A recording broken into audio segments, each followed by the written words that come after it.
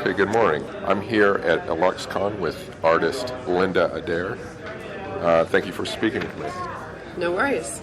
I'd like to start by asking you, is there an artwork here you're most proud of, and why? Oh. That's a tough one. That is a tough one. Every year, I've got my new ones that I'm so excited about because, they're fresh. You've just created them. They're your new babies. Mm-hmm. But there's always ones that are harder to part with, Oh, okay. Ones that are personal or they have a special place. Mm-hmm. I mean, for me, out of the work I have today, I really love this new one, The Other Side. The Other Side, okay. With the girl in the tunnel. Yeah, it's an interesting one. It's very personal, and I feel that I've gotten a very good reaction from it at this show, with a lot of people identifying with it and feeling very drawn to it. Is the girl at the opposite end? It looks like she's a ghost almost. Is that? It can be. It could be a reflection. It could be a lot of things, and I think the interpretation is what I've had the most fun with, and leaving that mystery, Mm-hmm. Yeah, it's cool. Is there, or how do you know when a piece of work is finished? That takes practice. Oh, really? There's always that little 20% more you want to push it and bring it to the point, but then there's a place, I usually find that when I've brought it to a finish that I'm happy with, it's walking away and letting it sit for a little bit, coming back with fresh eyes and seeing, okay, is there anything that I've missed? But in general, I find that it takes just time before I figure out when I'm done. You don't want to take it past the point of... overdo it. Overdo it, Overcook absolutely. it. No. Okay. What inspires you in general when you... Is that a common question? No, it's a complicated one because so many different pieces are inspired by different things. So I'm inspired, a lot of my work is inspired by literature and reading. Some of them, though, I just in a spot, like this particular one, I was physically in a spot that was just so compelling that I had to paint it. But there's other ones, like Longing here, where I created it more for an emotion, and she's always on the outside looking in, never part of either world, and I had fun doing it. I was inspired to do it, and then I saw the place where I wanted to do it.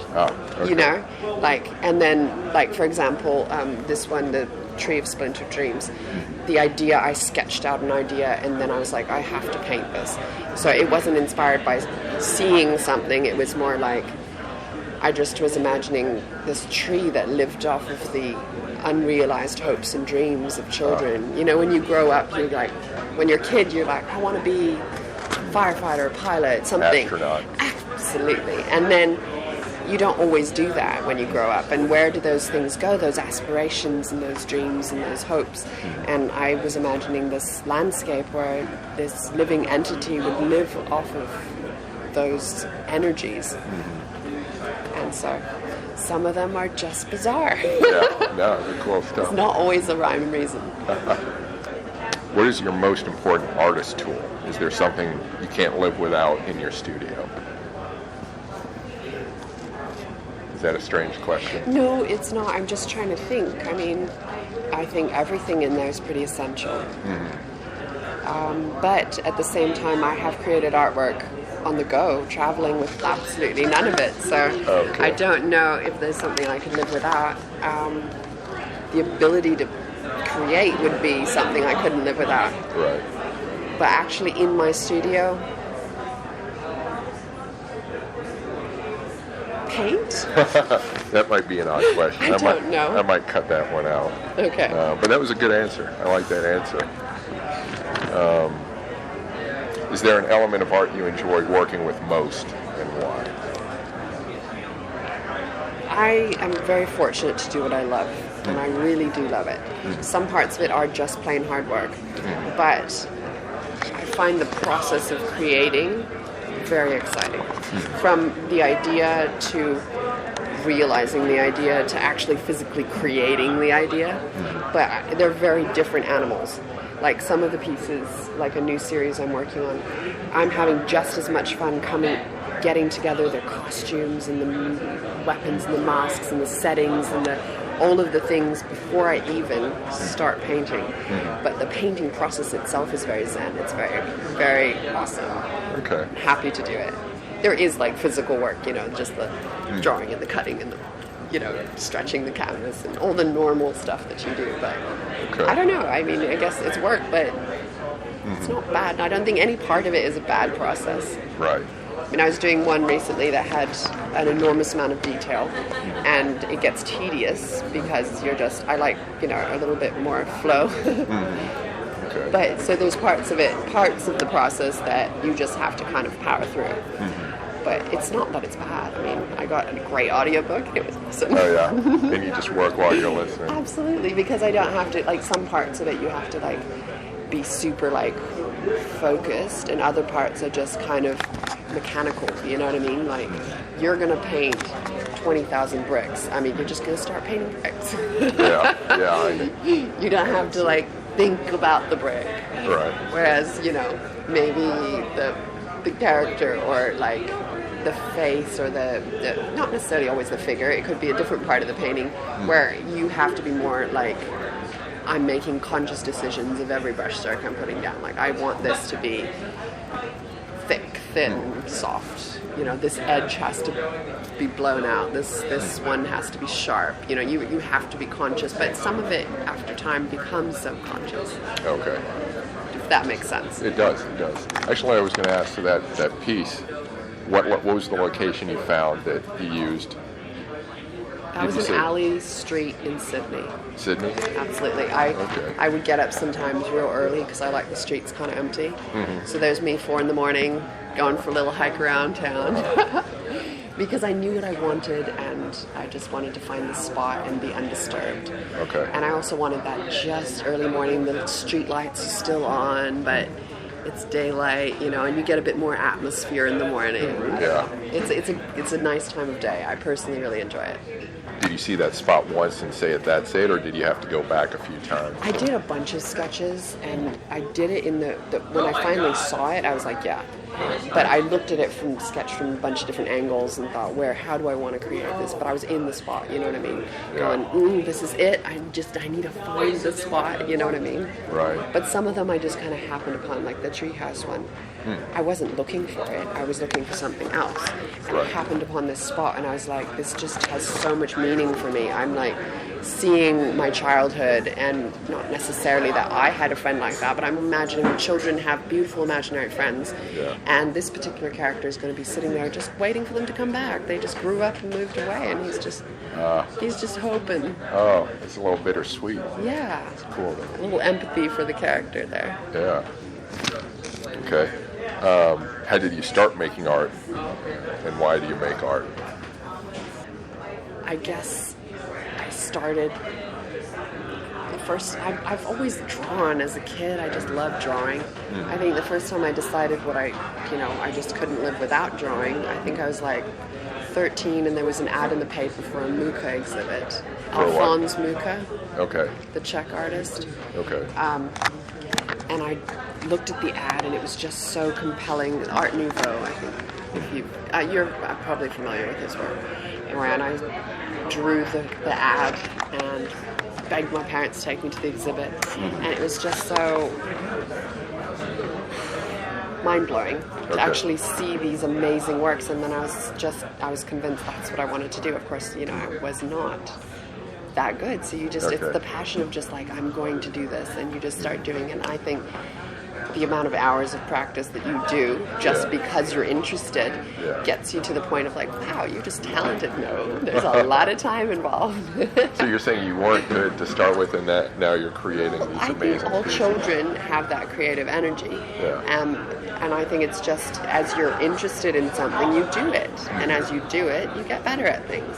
So I'm not saying that it's not inherent, and some people do believe that they are God-given gifts, and they could be. But I find personally, it was just, I would imagine it is a lot of work that just, you get a lot of time in, and anything you practice that much, you're drawing all the time. I was like, got bad eyesight by drawing at night and drawing in the morning, in break, in class, in your math book. You know what I mean? Like you start something, you never stop. Yeah. Okay. So you're doodling on everything. Yeah, you know, it just becomes something you're interested in. Yeah. Drawing everything around you, and then you start observing things differently. Yeah. If you just look at something, it's very different than when you draw it, because when you draw it, you start to see new angles and new things. You're like taking that much time with this object. You become like almost intimately involved with them, because you're seeing the tones, the temperatures, the angles, you know what I mean? Mm-hmm. The relationship it has with the item next to it, and like it's ridiculous, but there you go. Right. When you're doing what you love, you start to get a little weird. Well, no, I don't think that's weird, but well put. What movies, books, or other artwork in science fiction or fantasy have inspired you? Any favorites? I know there are a lot. Absolutely. Man. I remember watching Fifth Element for the first time and going, oh my God, that's just so awesome. Yeah. I love that. Yeah. Flying cars, just the whole setting and everything in it. But since then, I mean, obviously Star Wars and all of them, I love watching it and reading it and everything from like superheroes, cartoons, all the way to like full-on movies. I mean, I love it. It's a good world to be in. I don't actually paint a lot of it, but it's very inspiring and exciting. I mean, more recently, obviously, wasn't that long ago, but Harry Potter's and all the magical elements, just that appealed to me in a huge way. Okay. And I've always loved, like, it's escapism. You just love thinking that, that could have been me. I could have that little trip to Hogwarts. And, you know? I don't know. This one is actually called Practicing Without a License. She's practicing her magic. Oh, that's okay. And not every spell goes well. There's a learning curve. And I was imagining, one of the students out of school just kind of trying it out and having to live with it. Yeah. Well, so the Metal Etched Memories book. So I asked you about it before, but what inspired that? Yeah. I started with one painting that I was sketching, and I had this idea, and it was this one, 1920s. Oh, that's a nice one. He's lighting her cigarette, and I was just having fun with it, and I painted this one and two more. This one and one more. And I brought just these two first ones to one Iluxcon. I think it might have been my first or second, and they weren't for sale. I just thought I'd made them. They're kind of cute and interesting. I had fun doing it, and I had it there, and the amount of interest I got for it was just very inspiring. They were like, "What's the story? What is this? Where's the rest of them? What are you going to do with it?" And it made me go, "Oh, okay, I should pursue this." It encouraged me to pursue it. So I just started working on it. I thought, well, maybe I'll do a calendar. I didn't really know where it was going to evolve to, so I started creating them, made a bunch of the paintings, and then started going through time, or what's he doing, start writing a script. Well, one of the artists suggested I write a screenplay for it because it sounded really interesting. Anyway, so I started working on it, and then eventually I was like, well, I've got enough for a book. So I put it together and did a Kickstarter, my first one, and it got funded right away, and it's good. Cool, yeah. It's a fun project. Yeah, it seems pretty cool. Is there an art piece you'd like to create that you haven't done so yet, and what is it? Maybe something grand or just such a scale? I'm working on a new series of pieces, and they are set in a very elaborate project. So I'm collecting costumes and weapons and settings and all of the things for it, so just the scale of it is a bit more grandiose and will take a lot more work. But we've just this year moved to Europe, so we're living in Germany, and I've just been finding so much inspiration with some of these settings and stuff, and browsing the antique markets and getting all of the stuff involved to like make this come to life. So I'm really looking forward to creating this series of work. So what sort of genre or period is this?